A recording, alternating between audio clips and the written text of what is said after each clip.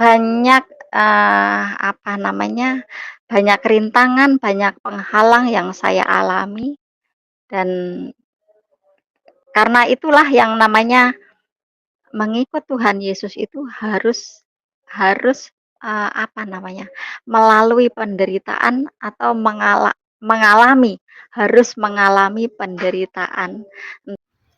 Ya, puji nama Tuhan, kita akan dengarkan kesaksian yang luar biasa dari Ibu Lastri yang sampai diusir keluarga hanya karena ikut Yesus. Dan memang seperti pernyataannya, ikut Yesus itu berat. Tetapi kalau Tuhan yang panggil, tidak ada seorang pun yang mampu untuk menolaknya. Nah, seperti apa? Silakan simak sampai selesai dan jangan lupa untuk like, komen, dan subscribe. Terima kasih, saya sudah diberi waktu untuk membagikan kisah perjalanan saya sebagai seorang Kristen dan puji Tuhan, eee, kita malam ini bisa terlaksana. Semoga kiranya Tuhan, melancarkan segala sesuatunya malam ini dari awal, pertengahan, hingga akhirnya. Saya perkenalkan, sebelumnya saya Ibu Sulastri, mungkin yang dulu saya pernah memberikan kesaksian juga di channel Bapak Franky ini, saya mau flashback sedikit kisah saya yang dahulu. Saya Ibu Sulastri dari Madiun dan saya Bapak Ibu semuanya sudah tahu saya dari, eee, berkeyakinan seberang. Ya, kenapa saya bisa menjadi Kristen, memilih memilih dan mengikut Tuhan Yesus sebagai Tuhan dan juru selamat saya. Itulah karena kebaikan Tuhan yang memilih saya yang mengangkat saya dari kebinasaan menuju kehidupan, dari jurang maut menuju ke keselamatan. Dari tahun saya sedikit bercerita dari tahun 2017 bulan Agustus, 2016 bulan Agustus saya memutuskan menerima Tuhan Yesus sebagai Tuhan dan juru selamat pribadi saya dan saya dibaptis bulan 11 tahun 2016 saya dibaptis. Dan perjalanan mengikut mengikut Tuhan Yesus itu bagi saya tidak mudah. Bagi saya tidak mudah dan banyak banyak, apa namanya, banyak rintangan, banyak penghalang yang saya alami dan karena itulah yang namanya mengikut Tuhan Yesus itu harus harus, apa namanya, melalui penderitaan atau harus mengalami penderitaan. Entah itu aniaya, entah itu penderitaan secara rohani, penderitaan secara jasmani, itu harus kita alami sebagai anak Tuhan. Nah, itulah yang saya alami dulu, saya diusir dari rumah, tapi puji Tuhan kebaikan Tuhan kita Yesus Kristus, eee, yang apa namanya, yang telah mengasihi umatnya, yang mengasihi anaknya, siapa yang dipanggil, siapa yang dipilih pasti akan dikasihi oleh Tuhan. Dan itulah yang Tuhan nyatakan dalam hidup saya, puji Tuhan saya diusir dari rumah itu. Saya tidak sakit hati, saya tidak membenci keluarga saya. Justru sebaliknya, saya lebih-lebih mengasihi mereka, lebih-lebih sayang sama mereka. Waktu sebelum sebelum, mengenal Tuhan Yesus, ada masalah sama sama keluarga saya. Biasa di dalam keluarga itu kalau banyak saudara, pertengkaran itu pasti terjadi. Dan sampai sakit hati yang ujung-ujungnya sampai menyimpan dendam kesumat itu. Puji Tuhan, baiknya Tuhan kita Yesus Kristus yang telah menyelamatkan saya dari rasa dari rasa dendam, dari rasa iri hati, dengki, apa, itu dihilangkan semua oleh Tuhan Yesus. Saya nggak tahu itu hilangnya kemana. Yang dendam kesumat, yang benci membenci, itu hilang tanpa tahu kemana hilangnya, tanpa tahu apa sebabnya. Itulah baiknya Tuhan kita Yesus Kristus. Tuhan Yesus Kristus yang dahsyat, yang luar biasa, Tuhan yang hidup, Tuhan yang menyelamatkan. Dan uh, kami lanjut perjalanan mengikut Tuhan Yesus tidaklah sangat mudah. Setelah saya menjalani kehidupan sebagai seorang Kristen, apa namanya? Kalau dari awal-awal Tuhan nyatakan apa kasihnya, karena apa? Karena itu namanya kasih mula-mula yang seorang bayi, yang seorang balita yang digendong-gendong, yang di apa namanya? Dibopong-bopong oleh Bapak kita, yang selalu diberi susu, diberi makanan halus, diberi apa yang enak-enak oleh Tuhan. Itu awal-awal awal-awal perjalanan menjadi seorang Kristen. Tetapi tidak sampai hanya sebatas itu saja, Bapak Ibu Saudara. Yang saya rasakan setelah perjalanan semakin berjalan ke sini ke depannya, dari bulan, dari hari ke hari, dari minggu ke minggu, dari bulan ke bulan, sampai dari tahun ke tahun. Yang saya rasakan itu adalah suatu pergumulan. Suatu pergumulan, itulah seharusnya mengikut Tuhan Yesus. Jadi kalau ada orang yang saya sering juga dulu ikut di sebuah KKR, itu selalu kesaksian seorang pembicara. Kalau KKR selalu pasti ada sebuah kesaksian, entah itu pembicara, entah apa, itu selalu ada. Dan selalu mengumandangkan Tuhan Yesus itu pasti diberkati. Tuhan Yesus itu mengikut Tuhan Yesus itu pasti diberkati. Mengikut Tuhan Yesus itu enak.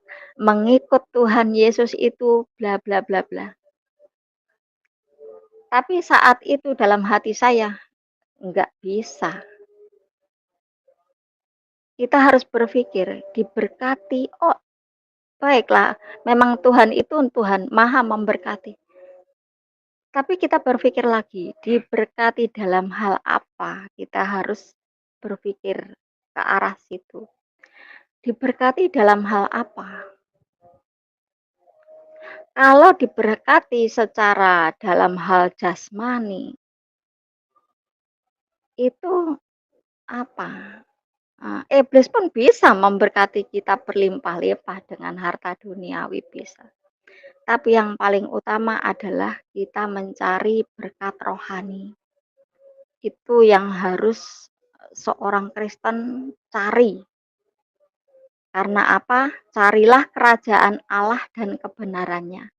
Semuanya akan ditambahkan. Itu firman Tuhan katakan seperti itu. Jadi kita harus terlebih dahulu mencari berkat rohani. Dan semuanya berkat jasmani, yang lain dan sebagainya itu akan ditambahkan oleh Tuhan. Dan Bapak Ibu Saudara semuanya yang terkasih, jangan berpikir sampai di situ saja, setelah carilah kerajaan Allah dan kebenarannya semuanya akan ditambahkan. Bukan berarti ditambah-tambahkan akhirnya hidup kita berlimpah-limpah, hidup kita kaya raya, hidup kita banyak. Bukan. Bukan hal seperti itu. Tuhan mempunyai banyak cara untuk memberkati anak-anaknya.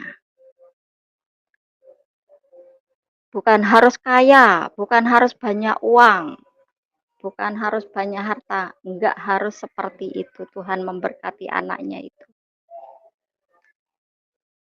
Kita merasa hidup kita, walaupun hidup kita itu sangat-sangat sederhana, tapi ada rasa ucapan syukur yang berlimpah-limpah dalam hati kita. Itu suatu berkat yang luar biasa bagi saya pribadi. Dan jangan lupa, itu tadi kembali lagi mengikut Tuhan Yesus. Itu berat, berat sekali, tidak semudah orang berbicara, tidak semudah orang menyampaikan kesaksian begini-begini. Tapi perjalanan ke sini, makin ke sini, itu harus kita lalui banyak penderitaan. Karena apa? Kita harus mau menderita bersama Tuhan Yesus. Kita belum menderita sampai mencucurkan darah seperti Tuhan Yesus alami. Seharusnya kita itu tidak layak di mata Tuhan. Seharusnya kita itu binasa di tangan Tuhan. Tetapi itulah kasih Tuhan. Kasih Allah akan dunia ini sehingga menyerahkan anaknya yang tunggal untuk kehidupan kekal kita, untuk membenarkan kita, untuk menguduskan kita. Tuhan Yesus menggantikan kita di kayu salib atas dosa-dosa kita, atas ketidakpercayaan kita. Itulah kasih Tuhan kita Yesus Kristus. Dalam perjalanan hidup saya penuh liku-liku, entah itu di dalam keluarga, entah itu di dalam saudara, banyak hal yang saya alami. Dan saya hidup juga, saya belum punya rumah, saya tinggal di rumah orang, itu pun tidak ngontrak ya, tidak menyewa, karena saya terus terang saya tidak mampu untuk menyewa rumah untuk tempat tinggal. Dan Tuhan menyatakan kasih-Nya yang luar biasa dalam hidup saya.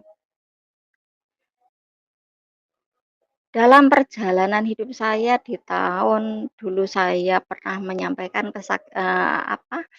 membagikan kesaksian di channel ini tahun berapa itu saya juga sudah lupa ya.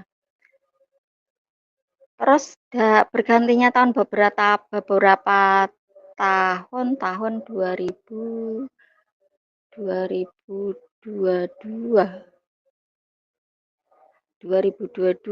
saya diberi hadiah Natal oleh Tuhan. Saya tinggal di sebuah rumah. Pas orang-orang merayakan Natal, saya disuruh pindah oleh yang punya rumah. Hadiah Natal. Suami saya bilang, itu hadiah Natal dari Tuhan. Disuruh pindah dari rumah yang saya tempatin, alasannya mau ditempati sendiri, dan saya dalam keadaan bingung juga. Saya minta waktu, Pak, saya minta waktu, karena saya harus mencari rumah. Itu pun saya nggak pegang uang. Ya, itu saya menempatin rumah itu ada berapa dana saya untuk perbaiki rumah itu agar layak ditempatin. Lalu saya minta waktu hanya dikasih 1 minggu. Hanya dikasih 1 minggu. 1 minggu cari rumah paling minim itu harus pegang uang 3,5 juta, 4 juta. Sedangkan saya terus terang Bapak Ibu Saudara, saya itu namanya orang hidup yang nggak punya tabungan, mungkin saya ya orang hidup nggak punya tabungan. Jadi hidup saya itu hanya kalau suami saya bilang itu, Hidup kita itu hanya karena iman. Udah itu. Hidup karena iman. Jadi iman kepada Tuhan kita Yesus Kristus, kita iman percaya kepada Dia bahwa Dialah Sang Pemberi berkat, Dialah yang Sang Pemelihara, Dialah Sang Penopang hidup kita. Itu kita pegang itu saja.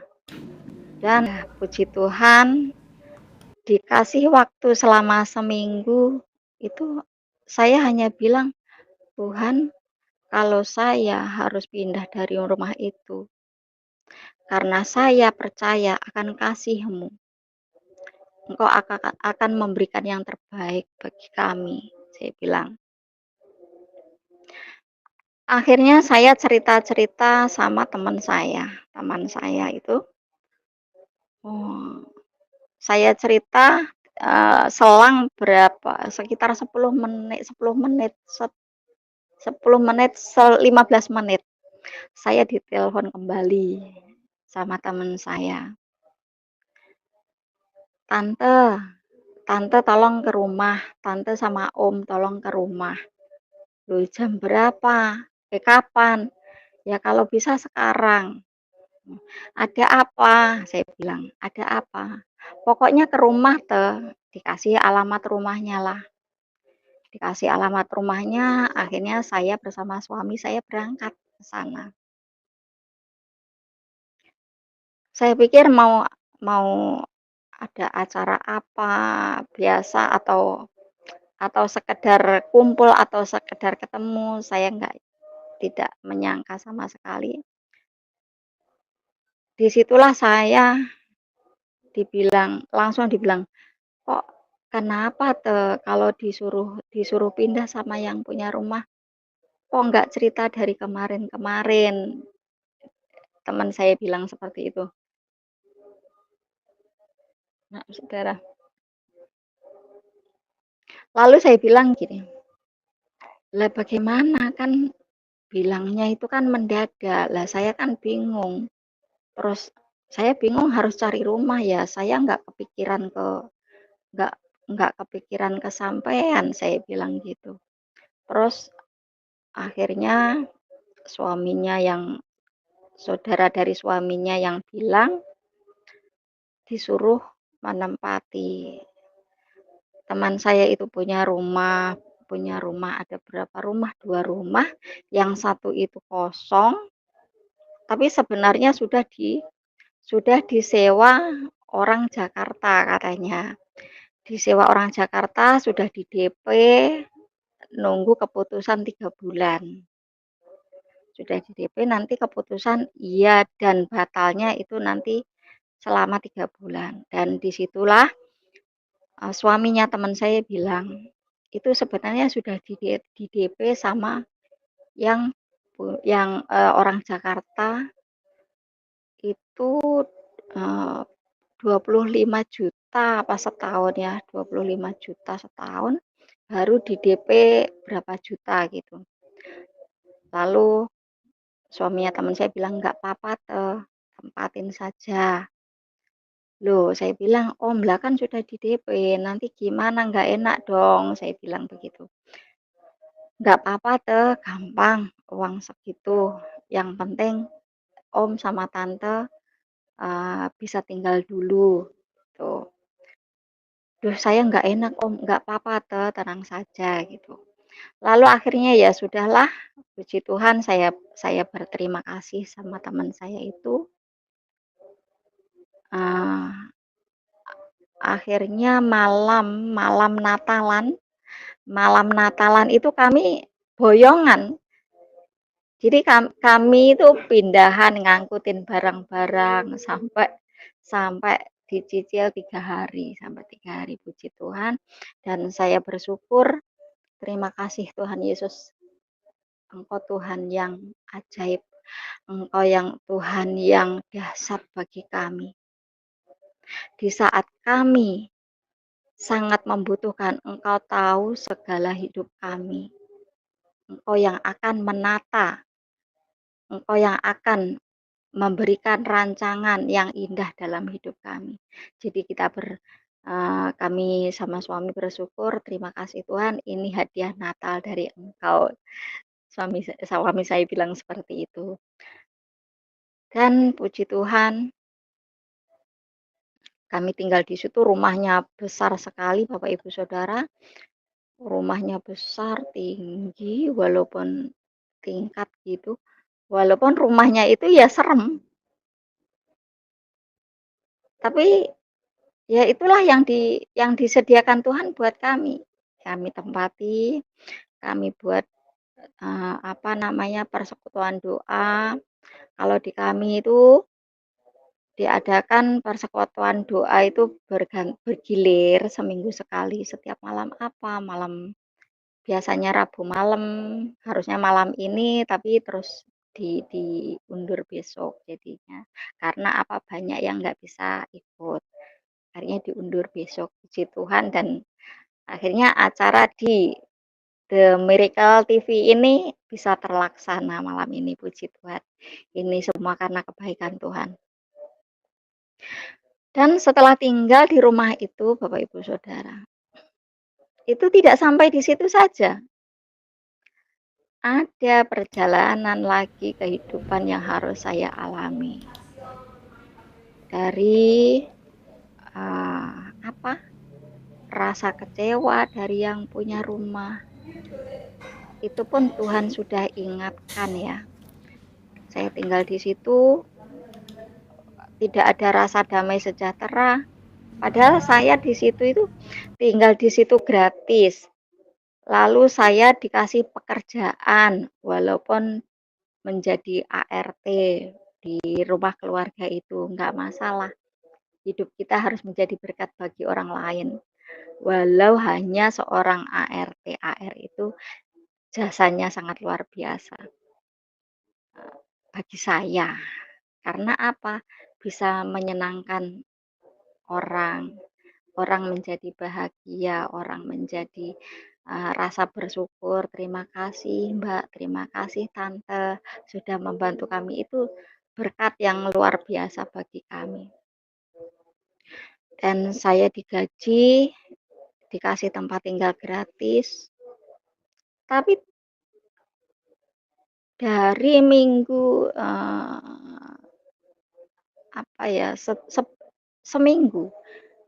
seminggu setelah saya bekerja di rumah itu, di rumah yang teman saya itu, Tuhan ingatkan lewat rekan jemaat saya yang dipakai Tuhan. Karena apa, di tempat kami itu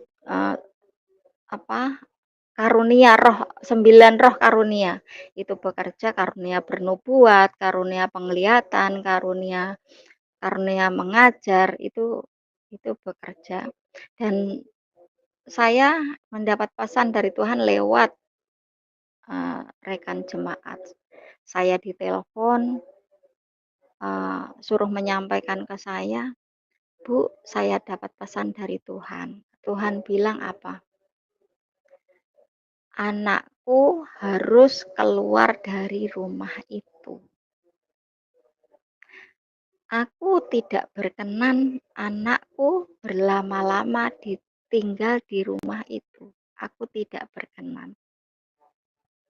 Aku tidak berkenan, aku tidak suka anakku terikat dalam keluarga itu. Tuhan bilang seperti itu. Dan itu pun seminggu setelah saya kerja di situ memang ada rasa tidak damai sejahtera, tidak ada nyaman. Padahal kalau dipikir orangnya baik hati semua, keluarga itu dari bapaknya, ibunya, om, tante yang punya rumah yang saya tempatin. Itu keluarganya baik-baik semua. Tapi kenapa kok Tuhan bilang saya tidak berkenan anak berlama-lama tinggal di rumah itu. Kalau anakku masih bertahan lama-lama tinggal di rumah itu, akan ada masalah yang lebih besar. Itu Tuhan ingatkan seperti itu. Jadi sebelumnya saya sudah merasa tidak ada damai sejahtera, setelah itu dapat pesan dari Tuhan lewat rekan jemaat seperti itu. Kalau Tuhan itu sudah berfirman, sudah mengatakan A, itu pasti terjadi. Karena firman Tuhan iya dan amin.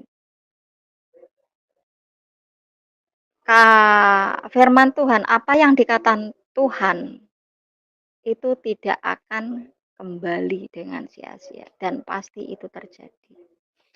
Nah, setelah berminggu-minggu, setelah saya menerima pesan itu, saya berpikir, lah terus mau kemana lagi Tuhan? Saya tinggal di rumah itu belum lama Bapak Ibu Saudara, saya tinggal di rumah itu baru sekitar 3 bulan. 3 bulan pun belum genap. Dan saya harus keluar dari rumah itu. Harus gotong-gotong barang lagi, nyari tempat tinggal lagi. Tapi kalau Tuhan sudah mengatakan hal itu, kita harus siap-siap. Saya hanya bergumul setiap malam. Saya bilang, Tuhan, terus saya mau kemana lagi Tuhan? Tapi saya ngobrol sama Tuhan itu pakai bahasa Jawa. Saya harus kemana lagi Tuhan? Baru saya istirahat. Belum lama saya otang-otong angkat-angkat barang ini. Dan saya harus keluar lagi dari rumah ini Tuhan. Saya harus kemana? Berhari-hari saya bergumul sama Tuhan. Saya ajak ngobrol Tuhan. Kadang itu saya ya, gimana sih Tuhan? Saya bilang. Kok seperti ini sih? Mengikut Engkau memang berat rasanya Tuhan. Seakan-akan saya nggak sanggup. Tapi kembali lagi diingatkan, Roh Kuduslah yang akan menguatkan kita. Roh Kuduslah yang akan memampukan kita. Itu yang saya kembali lagi kepada Alkitab, kembali lagi kepada firman Tuhan.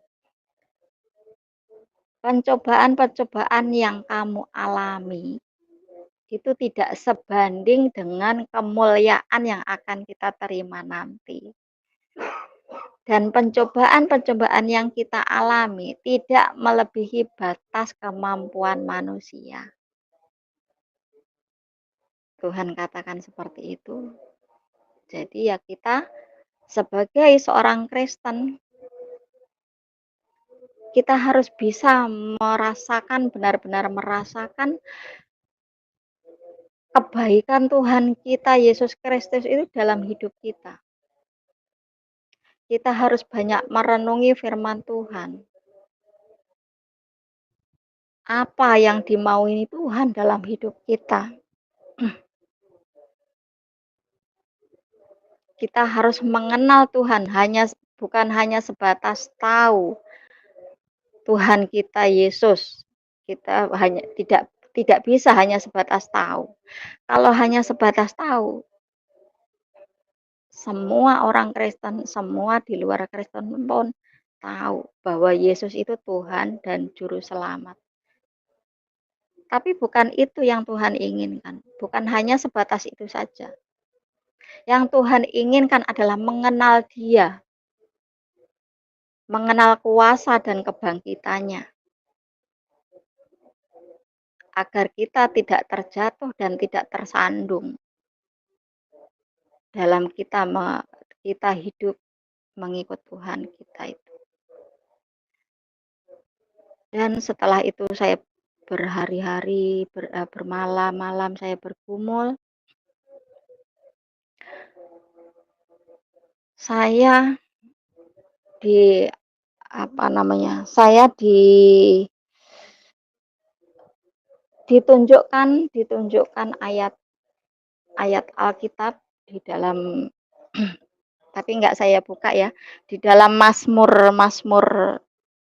22 ayat 25 atau coba dalam Mazmur 25 ayat 22 lupa.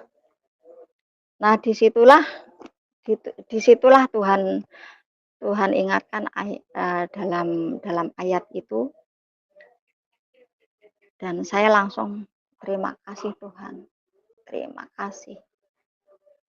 Engkau adalah Tuhan Sang Penolong, dan semakin hari semakin nyata kasih-Mu dalam hidup kami. Walaupun hidup kami banyak pergumulan, banyak permasalahan, hanya Engkaulah yang bisa menguatkan kami. Setiap dalam doa kami, tiada daya dan upaya, tiada daya kekuatan dan upaya usaha, kecuali dari Engkau Tuhan Yesus. Setiap kali berdoa saya seperti itu. Lalu setelah mendapat ayat itu, saya terima kasih pada Tuhan. Akhirnya saya dibilang sama yang punya rumah, dibilangi sama yang punya rumah itu, ini rumah ini mau saya tempati. Nanti tante sama om pindah di rumah satunya ya, yang sama ibu tinggal. Jadi di situ ada satu ruangan, nanti sebelahnya untuk ibu dan bapak, nanti sebelahnya untuk om sama tante. Sampai kapan om sama tante tinggal di situ terserah om dan tante. Lalu saya mau diberi tugas untuk mengelola kos-kosan. Karena mereka lagi membangun kos-kosan itu lumayan banyak Bapak Ibu Saudara.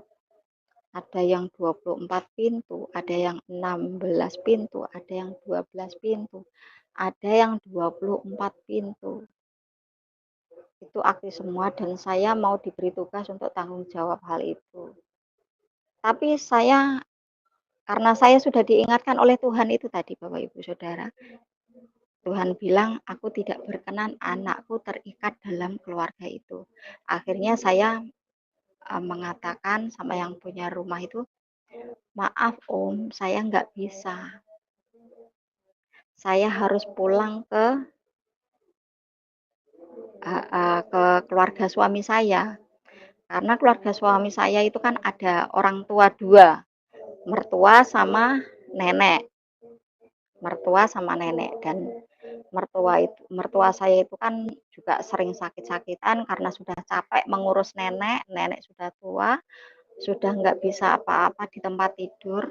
Nah, disitulah itu yang menjadi alasan saya kuat untuk bisa keluar dari rumah itu. Lalu kenapa saya harus pulang ke rumah mertua, kasihan mertua sering sakit, saya bilang gitu.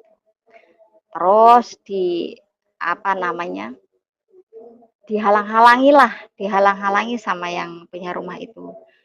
Jangan kalau bisa tinggal di sini aja sama ibu saya, sama bapak saya. Kan enak.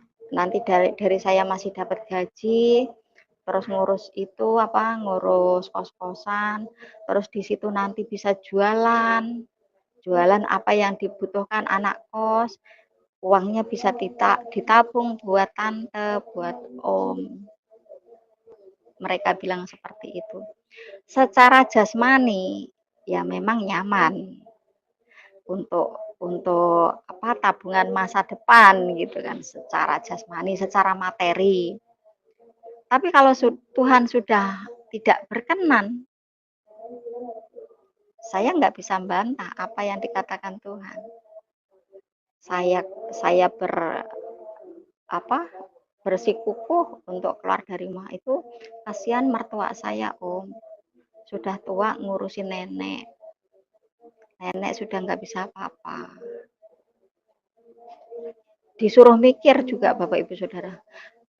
Pikir banyak-banyak tuh. Ikut mertua itu tidak enak. Begini, begini, begini.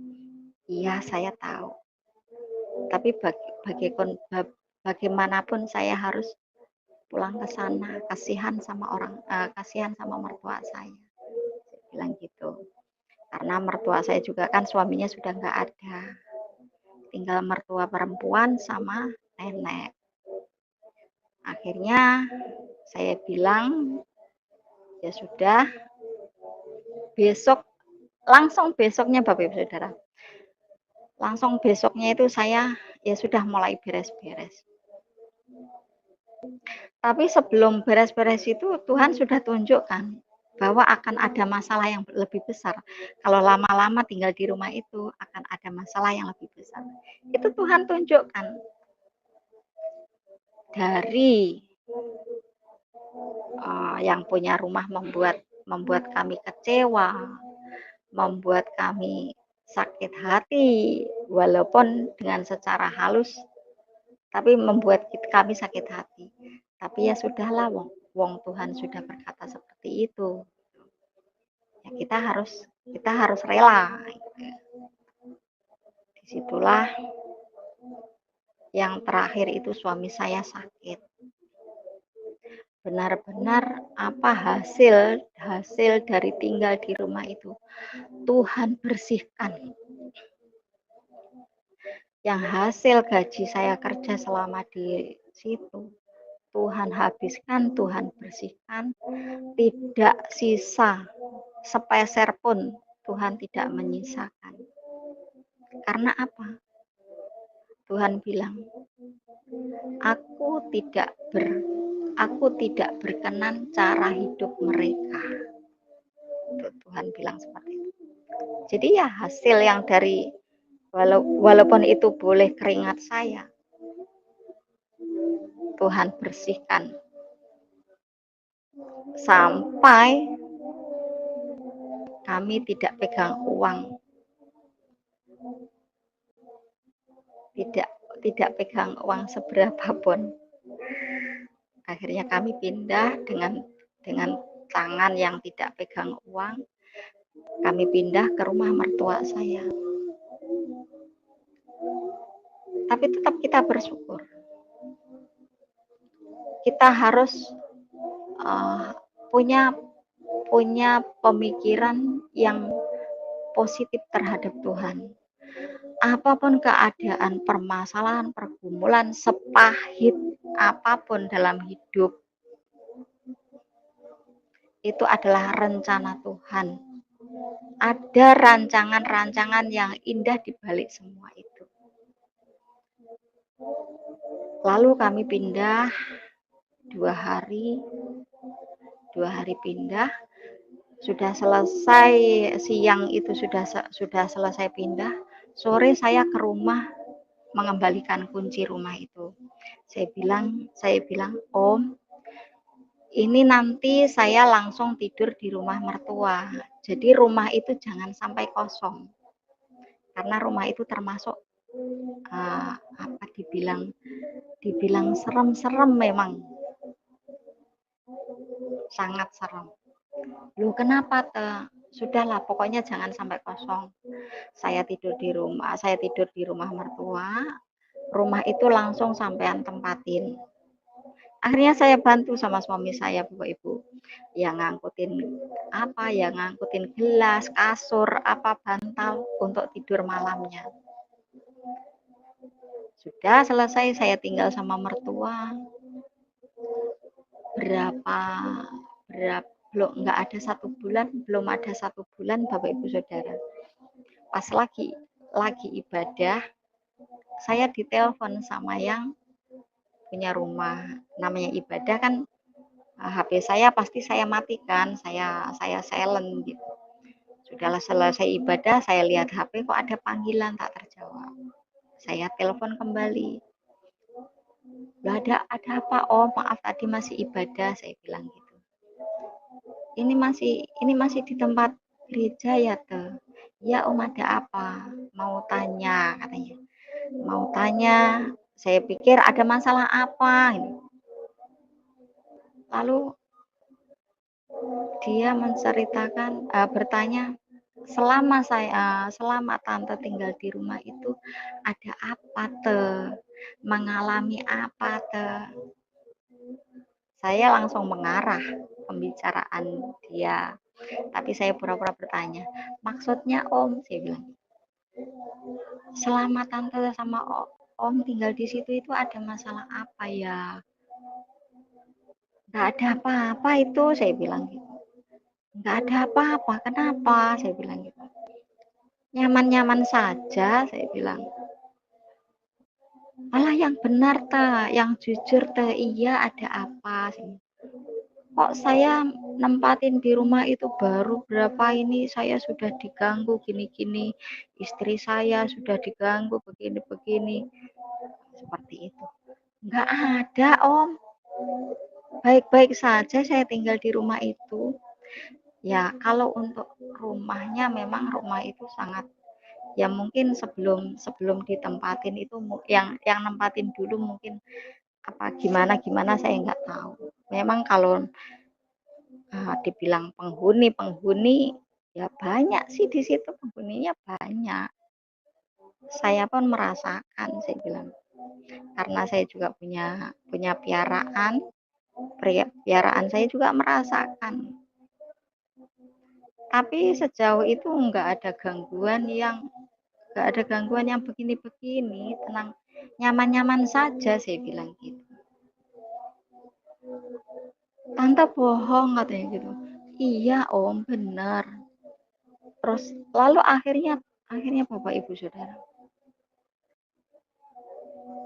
yang punya rumah itu nggak kuat tinggal di rumah itu, akhirnya sampai sekarang kosong lagi, dijual. Ada tulisan dijual tapi nggak laku-laku karena sudah termasuk terkenal, itu rumah itu sudah terkenal, dibilang angker lah seperti itu. Dan tidak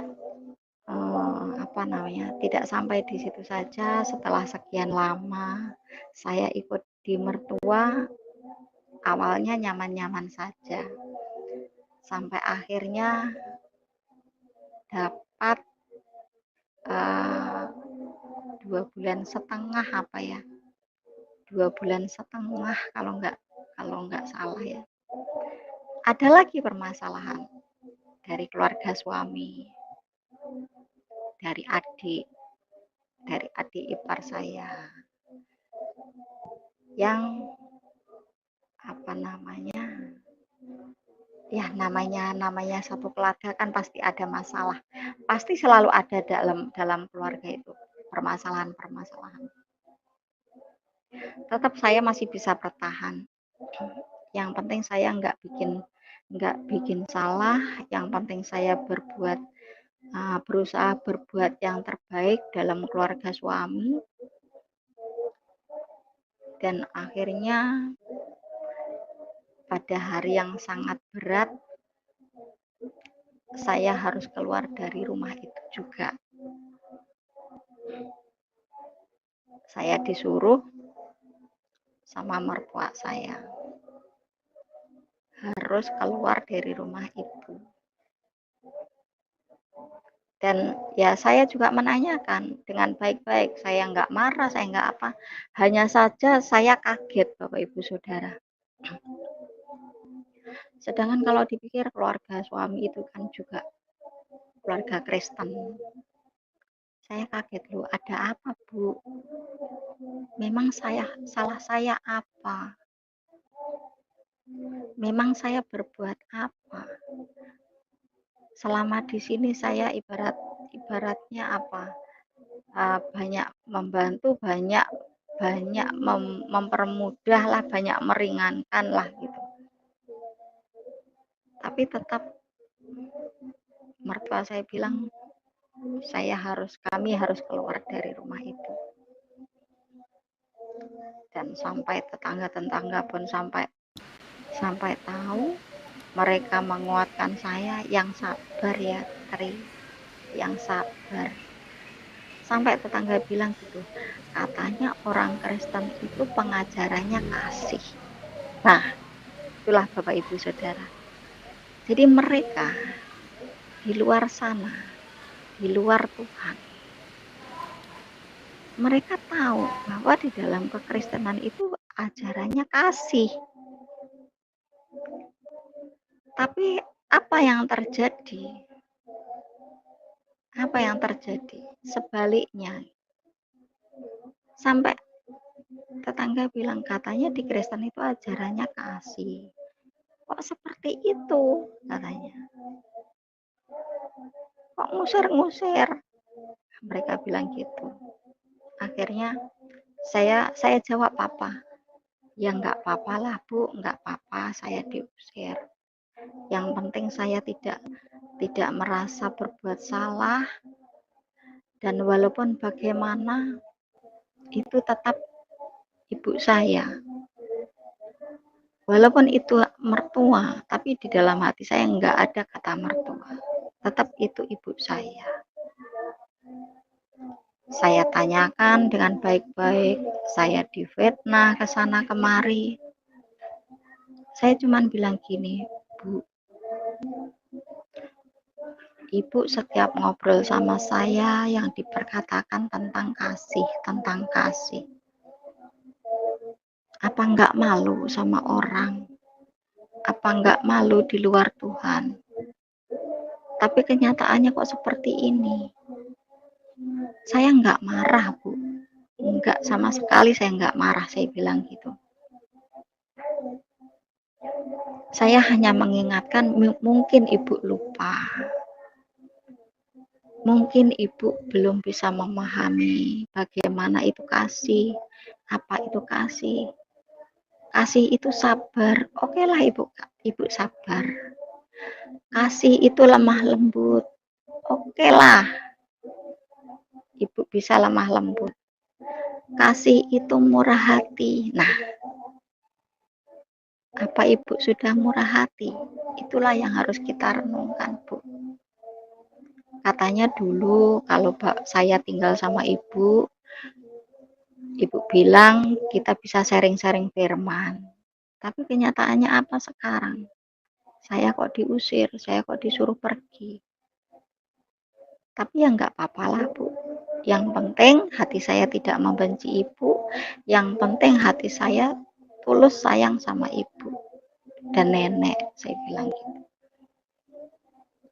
Akhirnya semakin hari semakin memanas, sampai suami saya juga ikut kejebak jeratnya iblis. Akhirnya suami saya juga teriak-teriak sama keluarganya, dan kita memutuskan untuk keluar dari rumah itu. Sedangkan saya di situ sudah apa namanya Bapak Ibu, saya tinggal sama mertua itu selama setahun, bertahan selama setahun. Itu pun menyicil, punya uang sedikit-sedikit hasil jerih payah suami saya kumpulkan untuk membangun gubuk lah kecil-kecilan di belakang rumah. Terus lalu apa, dari keluarga saya membantu. Kalau ibu saya, ibu kandung saya dapat kiriman dari kakak saya yang di Palembang, yang di Lampung, itu dikasihkan saya. Ini Tri buat bantu, entah beli genteng, entah beli pasir, entah beli apa. Sedikit demi sedikit seperti itu. Dan sama sekali sudah habis, nggak pegang uang, karena uang itu juga sudah menancap di bangunan itu, di gubuk itu. Saat itu kita harus keluar dari rumah. Dan saya nggak berani bilang sama mertua, saya bilang sama adik ipar yang masih bujang. Saya bilang gini, Mas, sampean kan nyuruh aku pergi dari rumah itu. Sedangkan aku nggak ada uang sama sekali di tangan. Uang itu sudah nancep semua di bangunan belakang. Terus aku suruh pergi, uang dari mana? Aku mencari kontrakan, saya bilang gitu, Bapak Ibu Saudara. Ya sudahlah, saya minta ganti lah, minta ganti, nggak usah banyak-banyak, 15 saja, nggak usah banyak-banyak. Yang penting saya bisa nyari rumah di luar, kontrakan, kos-kosan, saya bilang gitu. Iya Mbak, katanya. Ya Mbak, itu pun nggak berani ngelihat wajah saya. Saya ajak duduk, Bapak Ibu, saya ajak duduk musyawarah, dari ke hati dia nggak bisa. Lalu uang itu dititipkan ke kakaknya, yang adik ipar yang satunya, yang rumahnya beda RT. Yang saya minta 15, itu nggak dikasih 15, Bapak Ibu Saudara. Hanya dikasih separuhnya. Saya sempat protes, sempat sakit hati. Itu kan uang keluarga saya yang boleh bantu. Kalau saya nggak boleh tinggal di situ, ya sudah, kembalikan uang itu. Nanti tak kembalikan ke keluarga saya. Saya juga nggak enak sama keluarga saya bilang. Tetapi keluarga suami banyak alasan. Begini. Udah banyak alasan, yang intinya ya tidak mau mengeluarkan uang yang saya minta. Saya hanya dikasih separuh, ya mau nggak mau ya sudah, saya terima. Dan saya harus keluar dari rumah itu. Saya putar-putar sama suami saya nyari kontrakan, nyari kos-kosan. Di daerah Madiun kota itu yang paling murah, itu yang sangat-sangat sederhana, itu sekitar 3 juta, 3,5, itu sangat sederhana. Saya pikir uang segitu nanti buat nyewa rumah 3 juta, 4 juta lah gitu ya, 4 juta lah. Terus masih sisa 3,5 juta. Untuk kedepannya masih berat lah, namanya manusiawi. Rasa kedagingannya juga masih melekat, mana cukup. Terus nanti bagaimana? Saya bergumul sama Tuhan, Tuhan kok begini ya Tuhan. Jadi ada bersungut-sungut lagi. Saya bersungut-sungut lagi sama Tuhan, kok begini ya Tuhan. Ini bagaimana? Saya hanya minta hak saya, Tuhan, itu Tuhan. Hak keluarga saya harus mengganti hak keluarga saya. Karena itu bantuan dari keluarga saya bilang. Akhirnya saya merenungi siang malam, merenungi apa yang dimau Tuhan, merenungi apa rencana Tuhan dalam hidup saya, Bapak Ibu Saudara. Saya konsultasi sama orang seiman kita. Ya sudah, ikhlaskan. Tuhan akan gantikan. Ikhlaskan, benar-benar yang tulus ikhlas. Tapi belum bisa, Bapak Ibu Saudara, saya belum bisa. Tetap keluar, sebelum keluar, saya bilang, saya nggak tahu lagi Tuhan, saya harus bagaimana. Uang segitu, Engkau tahu Tuhan, Engkau tahu segala sesuatunya dalam hidup kami, Engkau tahu. Pokoknya saya nggak mau tahu Tuhan, aku nggak mau Tuhan. Aku nggak mau tahu, Engkau carikan rumah, Engkau carikan tempat tinggal. Dimanapun Engkau menempatkan aku Tuhan. Yang penting rumah itu gratis, saya bilang gitu sama Tuhan. Tapi pakai bahasa Jawa. Yang penting rumah itu gratis Tuhan. Uang segitu nanti tidak cukup. Saya bilang gitu sama Tuhan. Setelah saya bilang sama Tuhan, tetap ada pikiran-pikiran nyari kemana masih tetap. Selang 3 hari, kakak saya telepon. Mat, daripada kamu pindah ke sana kemari, ikut mertua diusir-usir, itu loh rumahnya Pak D kosong. kosong, nggak ada yang nempatin, rumah itu sudah mau rubuh daripada nggak ada yang nempatin. Juh, rumah itu apa masih ada, kan sudah tua banget itu. Masih, tapi ya seperti itu, kelihatan ke sana. Akhirnya saya berangkat. Sebelumnya lihat rumah itu, Bapak Ibu Saudara, temannya suami saya bilang, Mas, di sana ada kontrakan, ada rumah 1 tahunnya 1,5 juta katanya. Di dekat di samping kelurahan. Saya cari sama suami saya nggak ketemu, mana rumah itu, nggak ada, sepi, nggak ada orang yang mau ditanya, terus nggak ada tulisan rumah disewakan, nggak ada. Lalu kita kembali, suami saya bilang gini, coba Ma, ayo lihat yang katanya kakak di rumah Pak D itu. Saya bilang, ya Kak, apa mau tinggal di rumah itu rumahnya nggak layak loh ya. Kalau lihat bangunannya apa mau. Ya wes, dilihat aja, dijajal dulu ke sana ayo. Akhirnya sore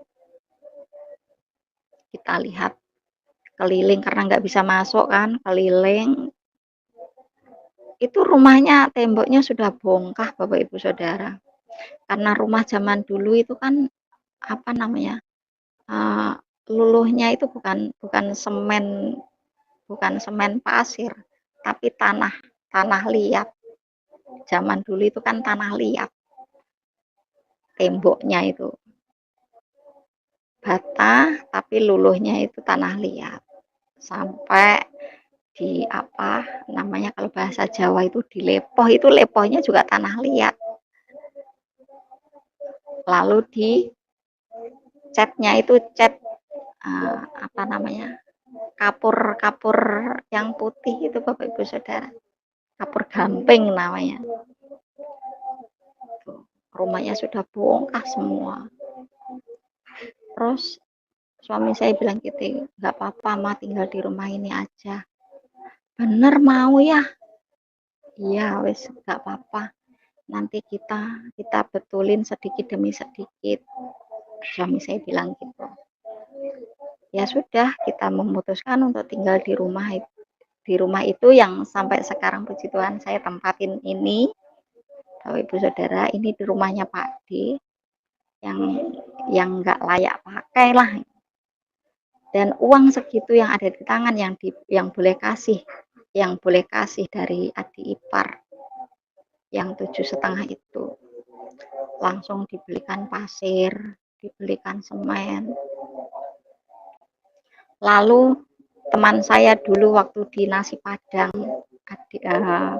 adiknya bos apotek yang saya dulu kerja, main ke rumah.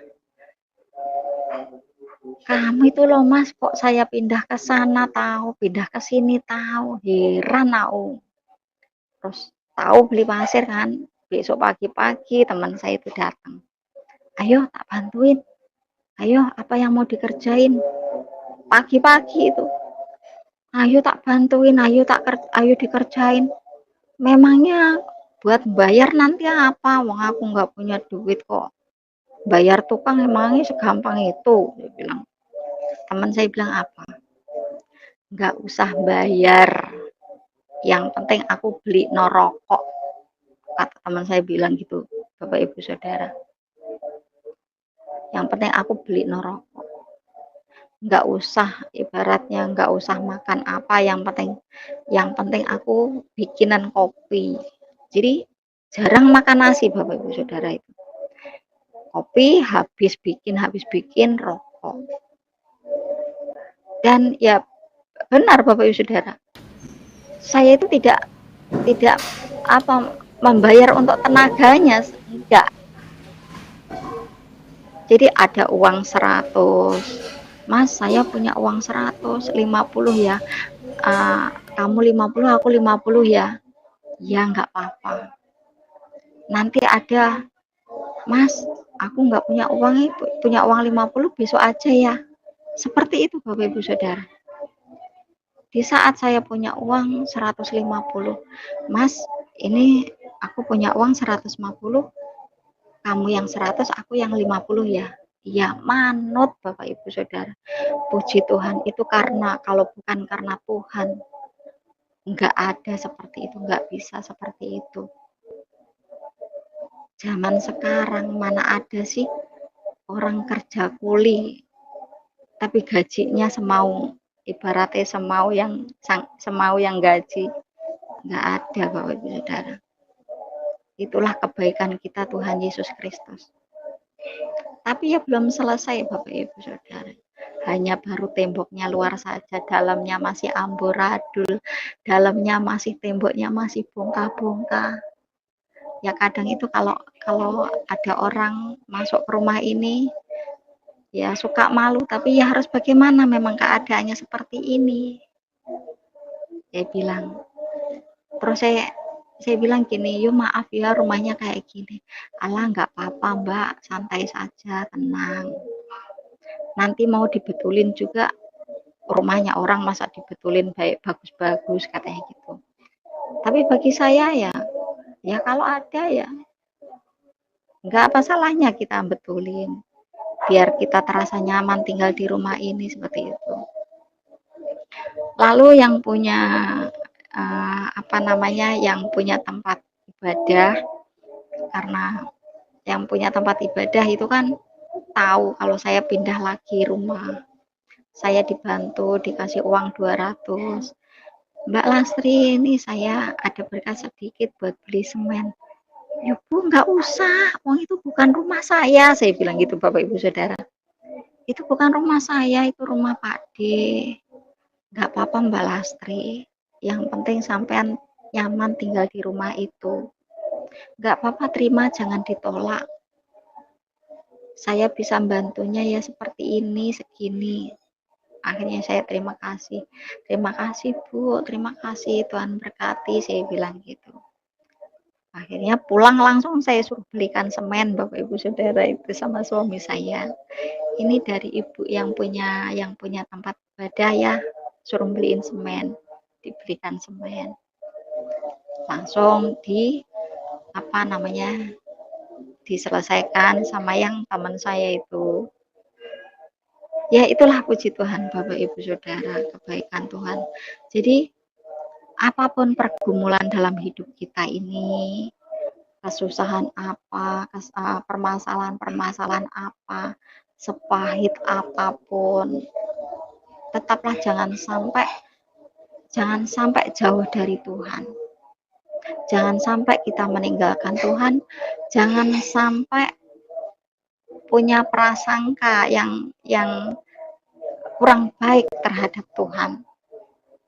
Karena yakin dan percayalah Tuhan itu Maha menolong apapun keadaan kita dengan cara apapun. Itulah yang saya alami dari hari ke hari mengikut Tuhan Yesus.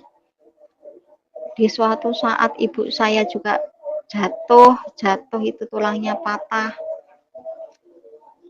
Saya doakan ada sebuah penglihatan dari rekan jemaat. Dalam penglihatan itu ada sebuah cahaya berbentuk tangan masuk ke luka ibu saya itu yang tulangnya patah itu. Lalu sorenya saya pergi ke rumah ibu saya karena jauh kan dari tempat tinggal saya jauh. Saya sore ke sana, ibu saya ada yang besok gitu ya. Lalu cerita ke saya, kok ini tulangku enak rasanya, rasa kayak adem, kayak enak, nggak nyeri gitu. Lalu saya cerita, Bu, setiap doa di ibadah itu ya kita doakan semua, dan itu tadi dapat penglihatan dari teman saya bahwa ada cahaya berbentuk tangan itu masuk ke lukanya ibu, saya bilang gitu. Itu adalah tangan Tuhan Yesus, tangan Allah, saya bilang gitu. Kalau mau besok hari apa, nanti saya undang teman-teman doa di sini, langsung tumpang tangan sama ibu, saya bilang gitu. Ibu saya mau, Bapak Ibu Saudara, ibu saya mau, walaupun dulunya saya diusir-usir, ibu saya mau. Dan kakak saya dengar, Bapak Ibu Saudara, kakak saya yang dulu teriak-teriak ngusir saya itu dengar. Dia bilang apa, Bapak Ibu Saudara? Dia bilang gini, kamu itu bukan mau mendoakan ibu, tapi mau membunuh ibu, katanya. Seperti itu kakak saya. Enggak usah. Kalau memang mau doa, doa aja di rumahmu sana, katanya. Sampai bilang seperti itu. Kamu bukan mau mendoakan, tapi membunuh. Sampai juga ikut, saya termasuk juga apa? Kemasukan iblis juga, Bapak Ibu Saudara. Jadi spontan saya emosi, saya bilang gitu, kamu itu Mbak, mulutnya kalau ngomong itu jebat, saya bilang gitu, hatimu busuk. Saya ikut marah seperti itu, Bapak Ibu Saudara, spontan. Kalau saya mau membunuh ibu, dulu ibu jatuh itu yang mau membawa ke rumah sakit saya, mencarikan mobil saya, nyewa mobil saya, bawa ke Solo saya sama suami saya. Masa saya mau membunuh ibu sendiri, saya bilang. Wong kita doa itu enggak orang banyak loh, cuman berapa orang tahu, enggak banyak, saya bilang gitu. Ya enggak boleh. Wong kita di sini kan kami tuan rumah. Ya apa ngikutin tuan rumah gitu katanya. Ya saya kan juga itu kan anaknya ibu.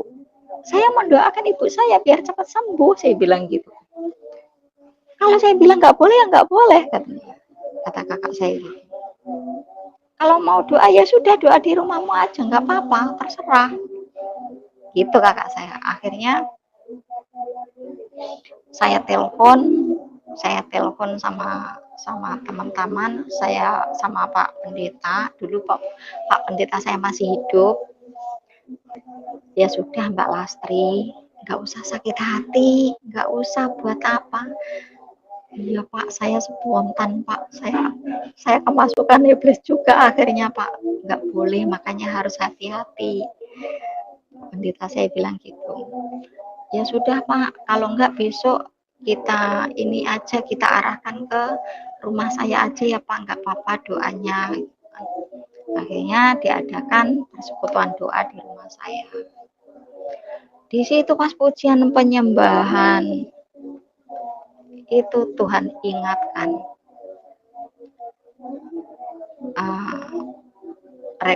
rekan jemaat yang dipakai Tuhan untuk bernubuat, bilang, Tuhan, hai anakku Sulastri, kenapa engkau masih menyimpan kekecewaan? Kenapa masih menyimpan rasa sakit hati? Hilangkan sakit hatimu. Aku tahu apa yang engkau pikirkan. Aku tahu apa pergumulan dalam hidupku. Aku tahu semua. Hidupmu aku tahu semua. Tetaplah di dalam aku Tuhan Allahmu. Hilangkan rasa kecewa dan sakit hati itu. Seperti itu. Seringkali ada masalah apapun Tuhan ingatkan untuk saya. Dan saat ini pun Tuhan ingatkan juga untuk mertua saya. Saya harus banyak-banyak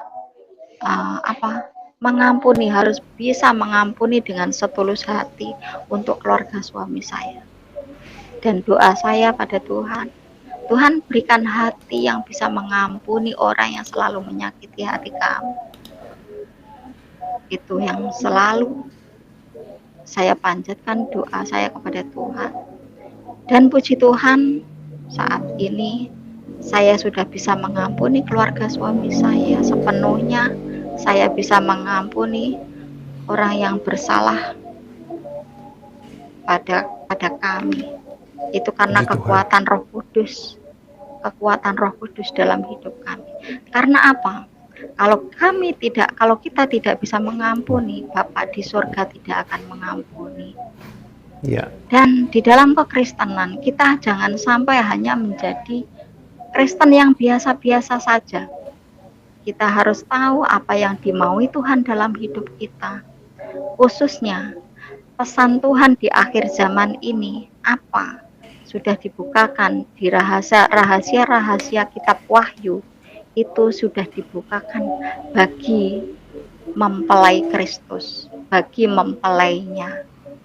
Amin. Itu. Jadi kalau kita menjadi mempelai Kristus, kita harus tahu penyingkapan-penyingkapan rahasia-rahasia Allah yang sudah berabad-abad itu sudah disingkapkan bagi gereja Kristus yang sejati. Kita harus belajar hal itu, mengetahui pesan Tuhan di akhir zaman. Kita harus tahu hidup kita ini yang kita hidupi di zaman apa. Kita harus tahu. Di zaman apa sih kita hidup ini? Bukan hanya ini sudah zaman akhir, semua orang di luar Kristen pun tahu bahwa ini zaman akhir. Tapi zaman apa yang kita hidupi kita harus tahu. Karena Tuhan sudah singkapkan semuanya rahasia-rahasia Allah yang sudah berabad-abad. Untuk siapa? Amin. Untuk mempelainya, agar mempelainya bisa terangkat bersama-sama Tuhan di atas awan. Dan seorang mempelai itu di dalam Alkitab, seorang mempelai tidak akan dihakimi, tetapi ikut menghakimi para malaikat-malaikat dan menghakimi ke 12 bangsa Israel. Kita harus menjadi mempelai Kristus. Bagaimana caranya? Kita harus menjalankan apa yang sudah disingkapkan oleh Tuhan, karena Allah menyingkapkan dirinya sendiri, Allah menafsirkan dirinya sendiri. Itulah yang harus kita pelajari di dalam kekristenan. Nah, terima kasih. Demikianlah kesaksian ini menjadi berkat untuk kita semua, dan mari kita doakan para murtadin sehingga kuat imannya, dan kita juga berdoa supaya pertolongan Tuhan semakin nyata bagi semua orang. Dan teman-teman, mari terlibat dalam penginjilan, menjalankan amanat agung dengan cara kita membagikan video-video ini sebagai bentuk kesaksian kita. Karena kalau kita tidak pandai bicara, maka yang dapat kita lakukan adalah membagikan video. Itu sudah kita terlibat dalam menjalankan misi Tuhan, yaitu amanat agung. Dan tentunya melalui video yang kita bagikan dapat menyelamatkan banyak jiwa-jiwa yang belum mengenal Yesus sebagai Tuhan dan Juru Selamat. Ya, puji Tuhan teman-teman, jangan lupa untuk dukung channel ini dengan like, komen, dan subscribe. Doa kami Bapak Ibu Saudara tetap sehat sehingga kita selalu bersama dalam channel ini untuk mendengarkan kesaksian-kesaksian pengalaman hidup orang-orang yang baru mengenal Tuhan Yesus. Ya, puji Tuhan, sampai jumpa kembali di video berikutnya. Amin.